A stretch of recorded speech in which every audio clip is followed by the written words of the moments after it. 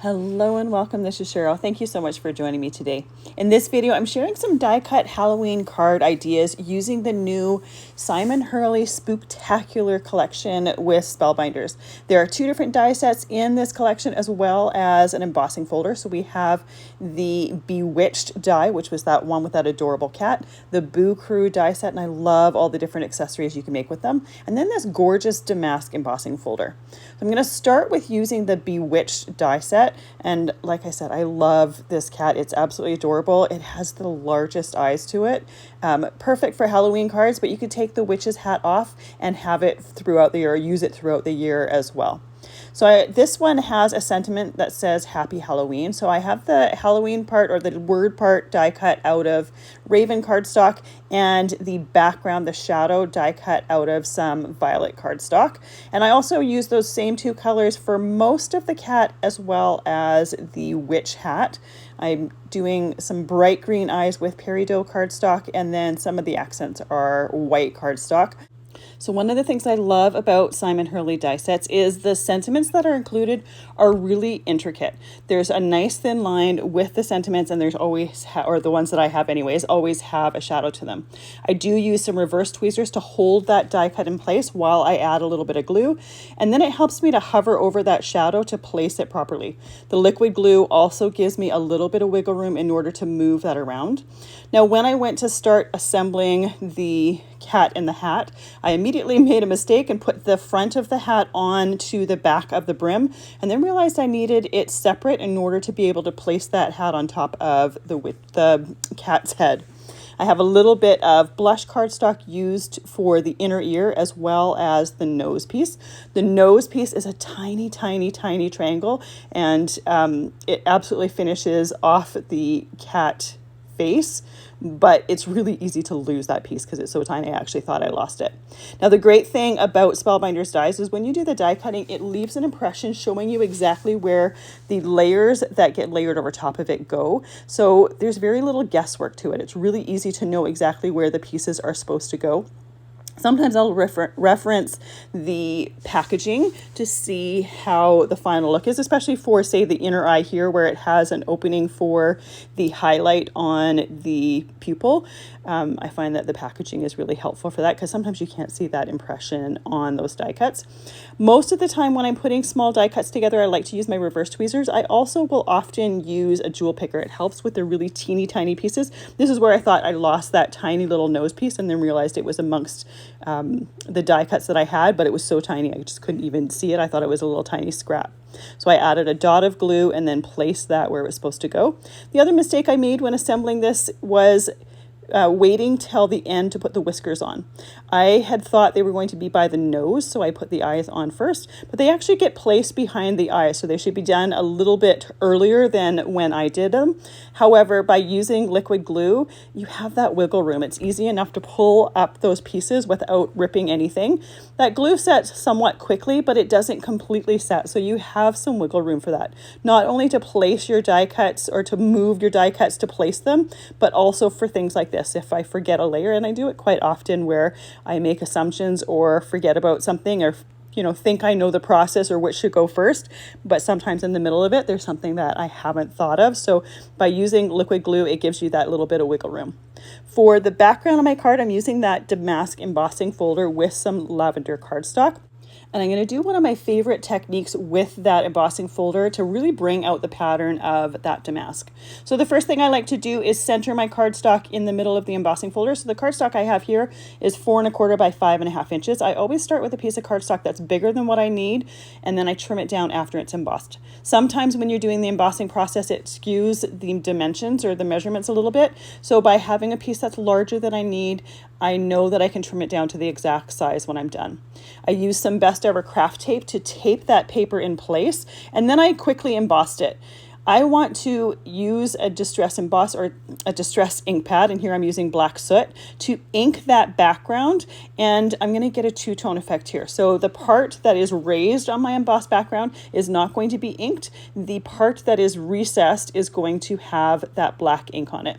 Now this technique, you can do this part as many times as you want. The first time you do this, or the first layer of ink, you're never going to get full coverage. Sometimes that's the look I'm going for. So sometimes I'll just do it one time. Sometimes I'll do it 2, 3, 4 times. So you can do it as many times until you get the look that you're going for.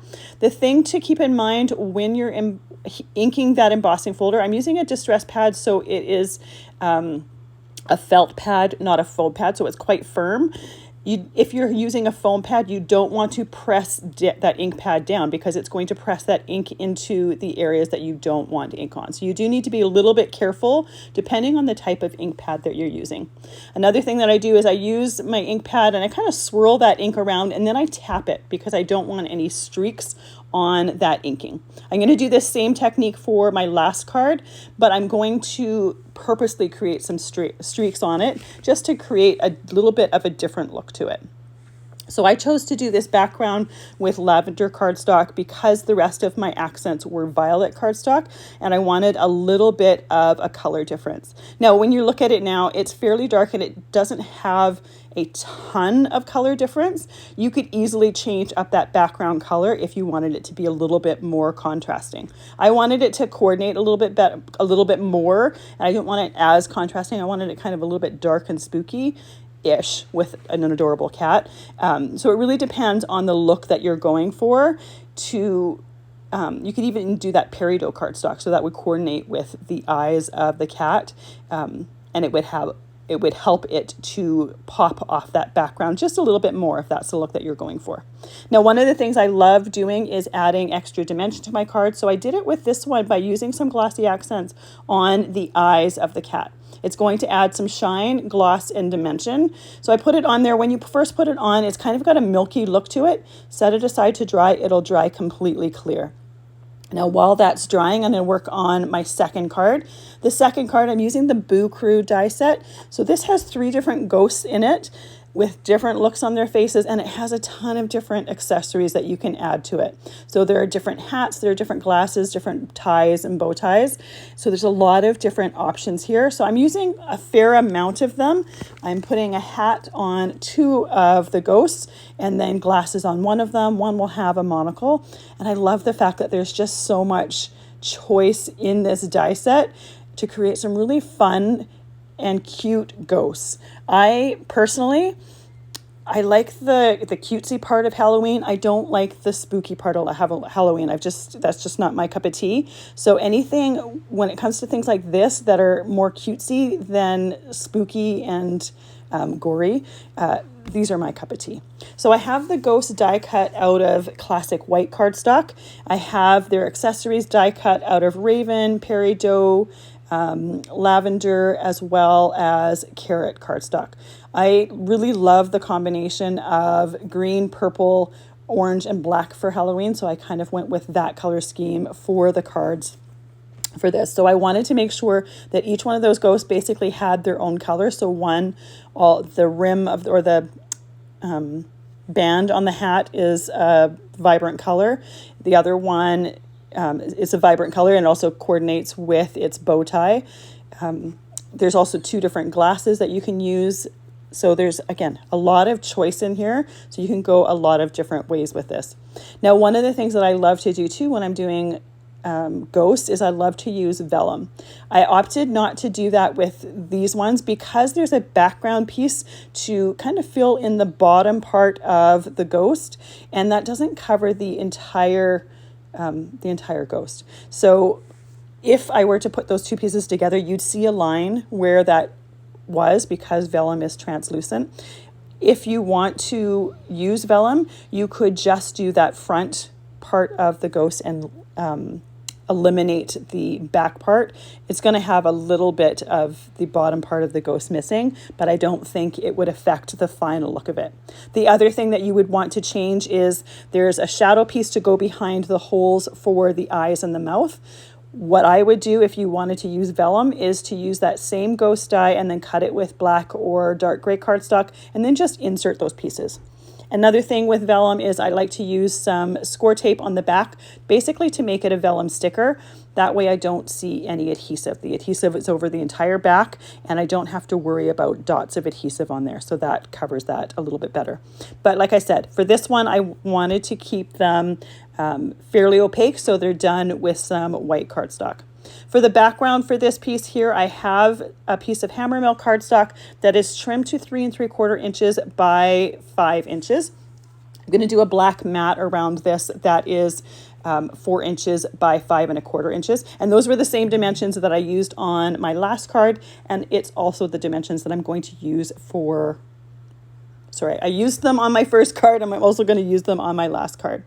So for the ink blending for the background here, I have 3 different distress ink colors. So the bottom there was Twisted Citron. The orange is Carved Pumpkin. And yes, I chose the name because fall cards, Halloween cards, pumpkin. And then the top one was Villainous Potion. But really any color combination that you like will work for that background. I wanted just something nice and bright that was going to show off the ghost well as coordinate with their different accessories. So once I have that background ink blended, and I use my sticky mat to help with that, and I also use some large Spellbinders brushes because I like that I can either get a really light ink blending or I can get a little bit heavier with it. I assembled those back 3 layers onto my card, and then I'm ready to add my die cuts. So I'm going to start with my sentiment. This die set has the sentiment that says "Boo to You." So I put that on the bottom, and then I'm going to do my 2 outer ghosts first. That way I can put the inner ghost or the one in the center, make sure it's centered between the 2. And you can also see that I'm not making sure to be within that ink blended piece. I've got those ghosts going just a little bit outside. Sometimes I'll do this, sometimes I won't. It really, again, depends on the look that I'm going for. I like the look of it when it goes outside the lines. I think it looks a little bit more visually interesting. But again, sometimes that's not the look that I'm going for. There's also a little pumpkin bucket that I added to this particular card. You don't need to put that on there, but it's part of the die set. And I just thought it would be adorable if that center guy was holding that. For my last card, I'm going to combine the 2 die sets as well as that Damask embossing folder. So I chose one of the ghosts, and again, I've got them die cut out of classic white cardstock as well as the black cardstock. For this one, I'm going to put the witch's hat on him. The witch's hat is just a little bit big for the ghost, but I do think it looks cute. It's just something a little bit different and a different way to use or to accessorize the ghost as well as a different way to use that hat. So I learned from putting it on the cat to make sure that I glue the front of the hat onto whatever I'm gluing it on and then put the back brim on. For the sentiment for this card, I chose to use the Happy from Happy Halloween and the Boo from Boo to You. So I just have Happy Boo, but you could easily do Boo to You. So you could do Happy Boo to You if you wanted, or Happy Halloween, or just Boo to You. Just depends on what you're looking for. Because I had the die cuts combined for the ghost and the witch hat, I just thought it would be fun to combine the sentiments too and just do something just a little bit different. So I have that shadow for the sentiment die cut out of some carrot cardstock and the actual words die cut out of raven cardstock. Now, when it comes to the end of the card, in hindsight, it blends in just a little bit too much. So I will talk about that in just a moment, but I would probably change that up if I were to do this card again. So I have a piece of 4 1/4 by 5 1/2 inch carrot cardstock for my background. I'm doing a very similar or the same technique as the first card, but I'm just going to take that distress pad and I'm just going to streak it across the embossing folder. So I start with the way that I always do. I kind of go in circular motions to make sure that I have good coverage over the whole thing. Then rather than tap it across the surface to remove any streaks, I purposely streak it all the way across to create those streaks. And it almost makes it look a little bit more like, I want to say like linen wallpaper. You see those streaks in the background. They're not in your face, like it's not dominant. You probably can't even really see it too well in the video, but when you're looking at it in real life, it does have some streaks to the background. So you see little hints of that carrot cardstock peeking through it. So my mats for this, like I said before, I have a piece of 4 by 5 1/4 inch raven cardstock for the mat behind my emboss piece, and then I trimmed my emboss piece down to 3 3/4 inches by 5 inches, so I have a nice black frame around that emboss piece there. Now this embossing folder, the Damask embossing folder, is part of this collection, which is a Halloween collection, but I really think it can be used throughout the year as well. I think it's generic enough. It's not only Halloween, so I think it'd be a great embossing folder to use throughout the year.